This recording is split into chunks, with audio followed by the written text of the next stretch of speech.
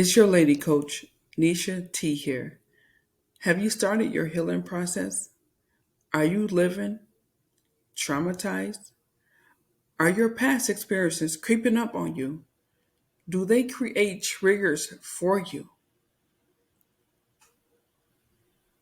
Living a traumatized life can be traumatizing, and I mean that in the most humblest way. It can create triggers in your life which stops you from moving forward. It can stop you to the place where you become complacent and not want to do anything because you are afraid of those past experiences, because you fear that those past experiences are going to keep happening in your life and there isn't anything you can do about it. So you become pessimistic.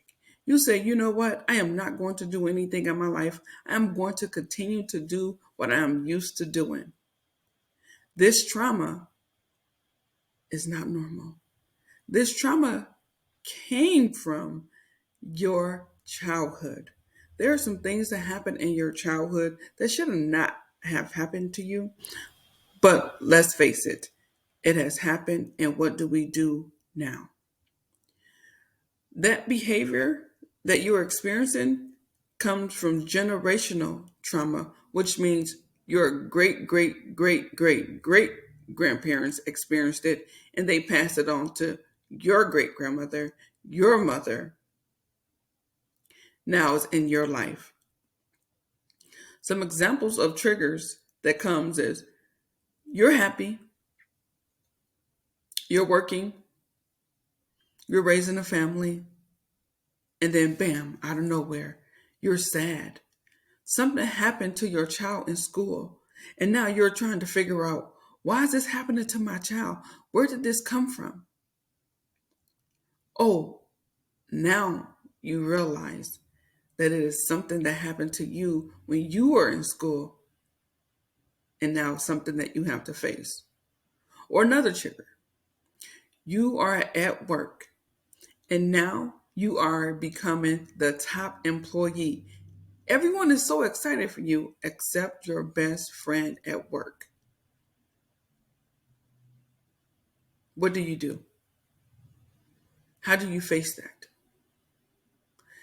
Now, you talk to your best friend and they seem like they're so excited, but they're not.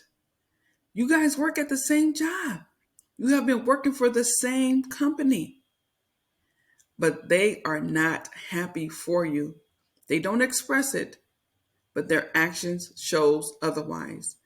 At the company event where you received your promotion, they did not show up. It is their normal day of work, which they're supposed to be at work, but they don't show up for you. How do you handle that? That's a trigger for you. Because when you grew up, remember, we're talking about generational trauma. When you grew up, no one has ever showed up for you. No one has ever said, you know what? Let me give you a pat on the back. You're doing so great. Let me give you a pat on the back.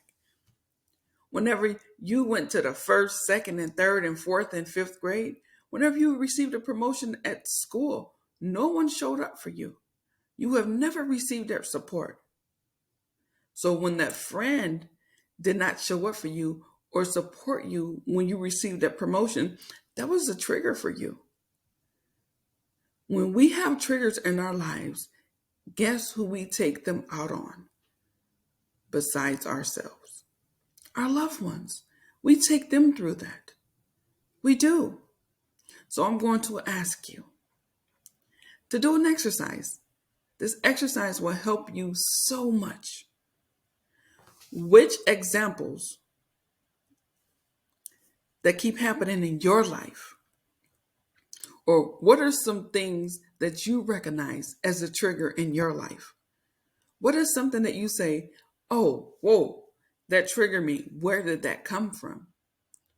When was the last time you actually noticed that it was a trigger for you? And how do you address it? This is starting your healing process.